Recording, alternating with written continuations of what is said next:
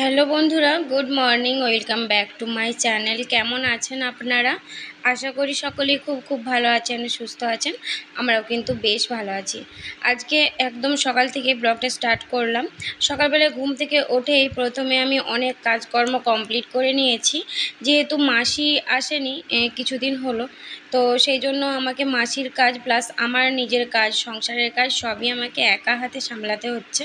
তার জন্য অনেক সকাল সকাল ঘুম থেকে ওঠার চেষ্টা করি, আর ঘুম থেকে উঠে তারপরে আমি বাসি কাজকর্ম সব কিছু কমপ্লিট করে নিয়ে তারপরে এই কাজে হাত দিই। বাসি কাজকর্ম সেরকম কিছুই রাখি না, কারণ কি আমি রাত্রিবেলায় প্রায় অর্ধেক কাজকর্মই করে রাখি। এমনকি জামা কাপড়গুলো ওয়াশিং মেশিনে পর্যন্ত কেচে রাখি, তারপরে ঘরটর সব কিছু ঝাঁটপাট দিয়ে রাখি, আর ওই দিক দিয়ে থালা বাসনগুলোও ধুয়ে রাখি। সেই জন্য সকালবেলায় ঘুম থেকে উঠে আমার চাপটা অনেকটাই কম। যেই কাজগুলো করার নয় সেই কাজগুলো অল্প পরিমাণে করতে হয়, আর বাদবাকি কাজগুলো যেগুলো আমার থাকে আর কি প্রত্যেক দিন, সেই কাজগুলো তো আমাকে প্রতিদিনই করতে হয়। তো এদিক দিয়ে এখন আমার ঘর মোছা এখনও বাকি রয়েছে, ঘরগুলো ঝাড় দেওয়া হয়ে গেছে। প্রথমে ভাবলাম আগে আমি বিছানাটা ঠিকঠাক করে পরিষ্কার করে নিই। আর বিছানা পরিষ্কার করলে না কি হয় বলুন তো, ঘরটা অনেক পরিষ্কার লাগে। তো সেই জন্য আমি আগে এখন জামা কাপড়ও চেঞ্জ করিনি। তো তার আগেই আমি আগে বিছানাটা বেশ ভালো মতন করে পরিষ্কার করে নিচ্ছি, তারপর গিয়ে ফ্রেশ হব। তো এইদিকে বিছানাটা পরিষ্কার করে নিচ্ছি, আর মাম্মাম ওই দিক দিয়ে এখন ঘুম থেকে উঠে গেছে, আর ঘুম থেকে উঠে গিয়ে মাম্মাম স্কুলের জন্য রেডি হচ্ছে। মাম্মামকে আজকে স্কুল পাঠিয়ে তারপরে বাবু তো ঘুম থেকে উঠে যাওয়ার পর আর আমাকে আর কোনো কাজে হাত দিতে দেয় না। তো সেই জন্যই আমি অনেক তাড়াতাড়ি চেষ্টা করি বাবু ঘুম থেকে ওঠার আগে প্রায় কাজগুলো কমপ্লিট করে নেবার। বাবু ঘুম থেকে অনেকক্ষণে উঠে গেছে, আর তার আগে আমার যেই সমস্ত তাড়াহুড়োর কাজকর্ম সেগুলো কমপ্লিট হয়ে গেছে। মাম্মামকে রেডি করানো হয়ে গেছে। মাম্মাম ওদিকে রেডি হয়ে আজকে না মাম্মামের কিছু খেতে ইচ্ছে করছে না, জানেন তো। তো আজকে মাম্মাম শুধুমাত্র বিস্কুট খেয়ে আর জল খেয়ে স্কুলে গেল, আর সাথে ওকে আজকে একটু ম্যাগি করে দিয়েছি। তো ওই ম্যাগিটা নিয়েই তারপরে ও স্কুলে গেল। আর এই যে মাম্মাম এখন স্কুলের জন্য বেরিয়ে পড়ছে, ওর স্কুলের গাড়ি চলে এসছে। আর হাজব্যান্ড ওদিকে বাবুকে নিয়ে ঘুরে বেড়াচ্ছিল বাগানে, আর ওর গাড়িটা আসতেই ওকে একটু ছাড়তে গেল। এদিকে আমার কাজকর্ম হয়ে গেছে, আর আমি ড্রেসটাও চেঞ্জ করে নিয়েছি। এখন ব্রাশ করে নিচ্ছি। ব্রাশ করে নিয়ে এইখানে আজকে মুখটা ধোবো, কারণ ওইখানে সব বেসিন টেসিন সব কিছু পরিষ্কার করে নিয়েছি। বাইরেই যেহেতু ব্রাশ করছিলাম, তো সেজন্য ভাবলাম এখানেই মুখটা ধুয়ে নিই। তো এদিক দিয়ে তো মাসি আসছে না, আর মাসি আসছে না বলে আমার প্রচণ্ড মাথার মধ্যে চাপ, জানেন তো। মাসির সব কাজই আমি করে নিতে পারি, বাট এই কাজটা আমার কিন্তু তো খারাপ লাগে, যে মনে হয় মাসি যে কবে আসবে। তো মাসির এখন প্রচণ্ড শরীর খারাপ, আর সেই কারণে মাসি আসতে পারছে না। তবে মাসি আমাদের বাড়িতেই কাজ করবে, এই কথাটা মাসি জানিয়ে দিয়েছে। তো যেহেতু মাসি অনেক বছর ধরে আমাদের বাড়িতে কাজ করছে, তো সেই কারণে মাসির পরিবর্তে অন্য একজন কাজের মাসিকে রাখবো, সেই মানসিকতা আমাদের নেই। তো মাসি যেহেতু পারবে, তাই মাসি যতদিন না সুস্থ হচ্ছে ততদিন আমরা কিন্তু মাসির জন্যই ওয়েট করব। তো এই দিক দিয়ে আমার কিন্তু এই বারটা ঝাড় দিতে এতটা পরিমাণে কষ্ট লাগে যে কি বলবো। তো তবুও অনেক বড় বাইর আমাদের, তো অনেক কষ্ট হয়। কষ্ট হলেও এখন করার কিছু নেই, মাসি যেহেতু আসতে পারছে না, তো সেই কারণে আমাকে বাড়িটা ঝাড় দিতে হয় প্রত্যেকদিন সকালবেলায়। আর এখন আমি চুল আঁচড়ে নিয়ে ভাতটা বসিয়ে দিলাম, আর এদিক দিয়ে চাটাও বসিয়ে দিয়েছি। আর বাবুর দিকে তো দেখলেন, বাবু এখন গোটা ঘর ছুটে বেড়াচ্ছে। বাবু বেশিরভাগ কোলে থাকতে চায় না, সারাক্ষণ ছুটেই বেড়ায় আর খুব বদমাইশি করে বেড়ায়। আসলে বাচ্চা মানুষ তো, এই সময়টা একটু বদমাইশি করারই সময়। তো আমি সচরাচর বাবুকে কিছু বলি না, কারণ কি ও ছোটো মানুষ, আর ও এই যে দুষ্টুমিটা করে, এই দুষ্টুমিটা কিন্তু বেশ ভালো লাগে, জানেন তো। একটু হয়তো কাজের ক্ষতি হয়, বাট দুষ্টুমিটা কিন্তু বেশ ভালো লাগে। এদিক দিয়ে এখন আমি জল খেয়ে নিচ্ছি এক গ্লাস, ওদিক দিয়ে হাজব্যান্ডকে চা দিয়ে দিয়েছি, অনেকক্ষণই হলো। আর আমি জলটা খেয়ে নিয়ে এখন চাটা ছেঁকে নিচ্ছি। একটু হাতের কাজগুলো কমপ্লিট করে নিয়ে চাটা একটু স্বস্তি করে খেতে খেতে ভাববো পরের কাজটা কি করব, আর এরপর কোন কাজটা করব মাথার মধ্যে গুছিয়ে নেব। তো এদিক দিয়ে চা খেতে খেতে আমার কিন্তু জলটা অনেকক্ষণই ফুটে গেছে, ভাতের জলটা। তো আমি ভাবলাম যে এখন চাটা খাওয়া হয়ে গেছে, আর আমি এখন ভাতের চালটা তুলে নিই। এখন অনেকটাই সকাল, প্রায় ওই 6:45 মতন বাজছে, এখন পুরোপুরি 7টা বাজেনি। আর এদিক দিয়ে আমার কিন্তু প্রায় অধিকাংশ কাজ কমপ্লিট হয়ে গেছে। মা বলেছিল আসবো, তো মাকে বললাম যে তুমি একটু বেলা করেই আসবে, কারণ কি আমি অনেক সকাল সকাল ঘুম থেকে উঠে যাই, আর সকাল সকাল ঘুম থেকে উঠে যাওয়ার পর আমি কিন্তু আমার কাজগুলো সুন্দরভাবে গুছিয়ে নিতে পারি, অসুবিধে হয় না। আর যেহেতু হাজব্যান্ড বাবুকে ধরে, তো সেই জন্য আমার খুব একটা মানে যে ভীষণ একটা অসুবিধে হয়, কেউ না আসলে আমার হেল্প না করলে কাজ করা যাবে না, সেরকমটা হয় না। তো আমি চেষ্টা করি বাবুকে নিয়েই আমার সমস্ত কাজ কমপ্লিট করার জন্য। মা এখন কয়েকটা দিন দিদির বাড়িতে গেছে, তো কয়েকটা দিনের মধ্যেই হয়তো চলে আসবে। আর এই কয়েকটা দিন আমাকে এখন নিজেকেই সমস্ত কাজ কমপ্লিট করতে হবে, মানে করতে হবে গুছিয়ে বাগিয়ে আর কি। মা থাকলে এই রান্নার কাজটা আমাকে দেখতে হয় না, মা এই কাজটায় মানে বেশ ভালোভাবেই করে। তো এখন মা যেহেতু বাড়িতে নেই, তো সেই কারণে মানে আমার শাশুড়ি মা যেহেতু বাড়িতে নেই, সেই কারণে আমাকে রান্নার কাজটা দেখতে হচ্ছে। তো যাই হোক, এখন আমি ডালটা বসিয়ে দিলাম, আর ডালটা বসিয়ে দিয়ে এখন কলপাড়ে এলাম জল টলগুলো ভরার জন্য। এতটা পরিমাণে গরম পড়েছে, মনে হচ্ছে এই যে কলের থেকে জল বেরোচ্ছে আর এই গামলাতে ভর্তি হচ্ছে, আর আমি গামলার মধ্যে ডুবে বসে থাকি। এতটা পরিমাণে গরম লাগছে যে কি বলবো। জানি না কবে যে বৃষ্টি হবে, আর বৃষ্টির পর যে ওয়েদারটা কবে যে চেঞ্জ হবে সেটাও বুঝতে পারছি না। তো বৃষ্টি হয়ে ওয়েদারটা চেঞ্জ হলে সত্যি ভীষণ ভালো লাগবে। কারণ কি মানে এতটা গরম আর সহ্য করতে পারা যাচ্ছে না, জানেন তো। এদিক দিয়ে আমার জলের বোতলগুলো ভর্তি করা হয়ে গেছে, আর এদিক দিয়ে মানে গামলাটাও ভর্তি হয়ে গেছে। আমি গামলাটা সবসময় ভরে রাখি, কারণ কি এখন তো মানে এবারে বৃষ্টির সময় হয়তো মানে হয়ে এসেছে কিছুদিনের মধ্যেই। আর গামলার জলটা ভরা থাকলে গামলাতে ডুবিয়ে ডুবিয়ে না অনেক কাজ করা যায়। আর বালতির মধ্যে জল ভরো, তারপরে এইখানে দাও ওইখানে দাও, এরকম করতে করতে অনেকটা সময় চলে যায়। তো সে কারণে আমি গামলাটার মধ্যে জলটা ভরে রাখি। এদিক দিয়ে তুলসী মঞ্চগুলো ধুয়ে নিলাম, এই তুলসী মঞ্চ, বড় তুলসী মঞ্চ, দুটো মঞ্চই ধুয়ে নিলাম। আর এখনও বড় তুলসী মঞ্চটা কিন্তু আমার ধোয়া হয়নি, ছোট তুলসী মঞ্চটাই ধুচ্ছি। প্রত্যেকদিন সকালবেলায় আমরা এরকম তুলসী মঞ্চ ধুয়ে নিয়ে তারপরে এই যে গাছগুলো আছে গাছগুলোতে জল দিয়ে দিই। বড় তুলসী মঞ্চটা এরকমভাবেই ধুই। আর মানে সপ্তাহে একদিন স্কচ ব্রাইট দিয়ে তুলসী মঞ্চের এই ধারগুলো বেশ ভালো করে, যেগুলো শ্যাওলা পড়ে যায় আর কি, সেগুলো ভালো করে পরিষ্কার করে নিই। ওই দিক দিয়ে আমার তুলসী মঞ্চ ধোয়া কমপ্লিট, আর ওই দিক দিয়ে আমি এখন ঠাকুর বাসনগুলো মেজে নিচ্ছি। ওইদিকে ভাত ডালটা হচ্ছে যেহেতু, সে কারণে আমার এখন কোনো চাপ নেই, আর আমাকে এখন রান্নাঘরে থাকতেই হবে তার কোনো মানে নেই। ভাত ভাতের মতন হচ্ছে আর ডাল ডালের মতন হচ্ছে, তাই আমাকে ওইখানে থাকার কোনো দরকার নেই। তো আমি এই জন্য ভাবলাম তুলসী মঞ্চগুলো ধুয়ে নিয়ে আমি এই ঠাকুর বাসন ধোয়া, ফুল তোলা এই কাজগুলো করি। Good morning. সকালবেলা থেকেই তো ব্লগটা স্টার্ট করে দিয়েছি, আপনাদের কাছে আসা হয়নি। এখন সময় পেলাম আপনাদের কাছে একটু আসার জন্য। প্রায় কাজ কমপ্লিট হয়ে গেছে, বাবু দিকে হচ্ছে, আর মামা তো এখনো স্কুল থেকে আসেনি। আর আমার ঘামে দিয়ে অবস্থা হয়েছে, ঘামে ভিজে গেছি। এখন আমি যাবো এই যে ওয়াশিং মেশিনে জামা কাপড়গুলো দেওয়ার জন্য। বেশ কিছু জামা কাপড় হয়ে গেছে, মানে পুরো একটি বালতি ভর্তি ভর্তি। তো ওই জামা কাপড়গুলো এখন ওয়াশিং মেশিনে দেওয়ার জন্য যাবো। আর ওয়াশিং মেশিনে দিয়ে দিলে ভালো কাচাও হবে, আর সাথে কিন্তু আমারও একটু কষ্টটা করবে, বুঝতে পারছি।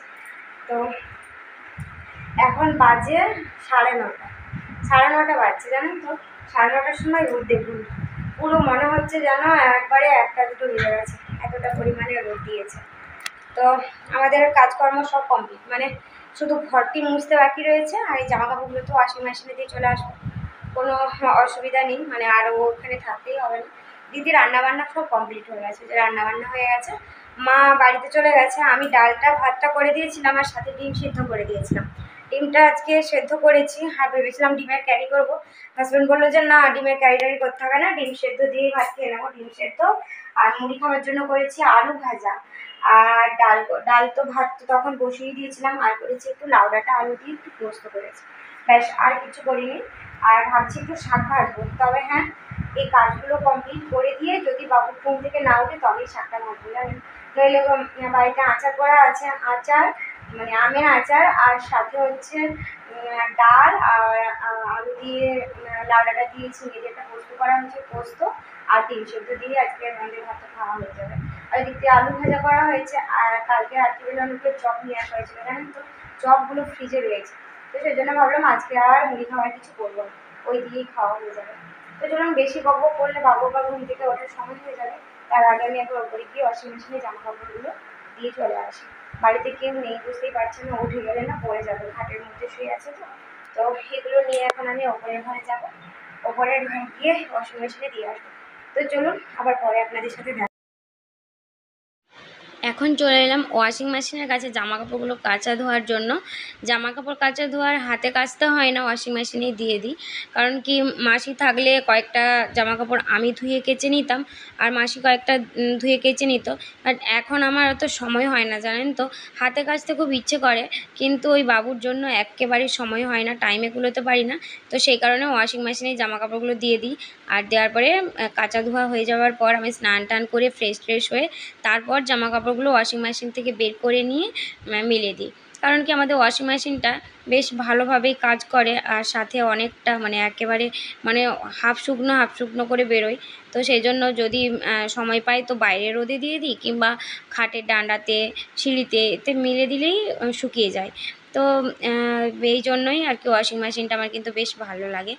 আর এদিক দিয়ে বেডশিট একসাথেই দিয়ে দিলাম। অন্য সময় কি হয়, অনেকগুলো যদি বেডশিট কাচা ধোয়া হয়, এই ঘর ওই ঘর 4টে রুমের বেডশিট যদি একসাথে জমা হয়ে যায়, তো সেই ক্ষেত্রে বেডশিটগুলো আলাদা দিই আর জামা কাপড়গুলো আলাদাভাবে কাচি। আগে জামা কাপড়গুলো কেচে নিলাম, তারপরে বেডশিটগুলো কাচলাম, এরকম করতে হয় আর কি। কিন্তু আজকে যেহেতু একটাই বেডশিট আছে, আর বেডশিটটা বেশি পরিমাণে নোংরা হয়নি, তো সে কারণে ভাবলাম জামা কাপড়গুলোর সাথেই দিয়ে দেবো। মায়ের এই শাড়িটাকে আমি হাতে করেই কেচে নেবো ভাবলাম, তো সেই জন্যই শাড়িটাকে আলাদা জায়গায় সরিয়ে রাখলাম। আর এই যে ওয়াশিং মেশিনটা স্টার্ট করে দিয়েছি। প্রথম ওয়াশিং মেশিনে কাচতে আমার একটু প্রবলেম হতো, আপনারা সবাই জানেন। কারণ কি, যারা আমার প্রথম থেকেই একদম ব্লগ দেখেন তারাই জানেন যে ওয়াশিং মেশিনে আমি খুব একটা চালাতে পারতাম না। তারপরে এখন আস্তে আস্তে ঠিক হয়ে গেছে। আসলে যেই জিনিসটা প্রত্যেকদিন কন্টিনিউ করা হয়, সেই জিনিসটা দেখবেন আপনি আস্তে আস্তে শিখে যাবেন। এর এদিকে দেখেন টাইমটা দিয়েছে 51 মিনিট। বাপরে, 51 মিনিট পর কিন্তু আমি আসবো। আর 51 মিনিট আমার দিয়েছি। আর নিচে এখন বাবু একা আছে, জানেন তো। তার জন্যই ভাবলাম আমি এখন নিচে চলে যাই, আর নিচে গিয়ে নিচের কাজকর্মগুলো পরে আসবো। কেউ আসলে পরে তারপরে আসবো বাবুর কাছে, জানেন তো। বাবুকে রেখে দিয়ে কার কাছে বাবুকে রেখে দিয়ে তারপরে আসবো। উপরের গাছগুলোতে একটু জল দেওয়ার আছে, জানেন। কালকে জল দিয়ে গেছিলাম সন্ধ্যাবেলায়, আজকে আর একটু করে জল দিয়ে দেবো, তারপরেই নিচে যাবো।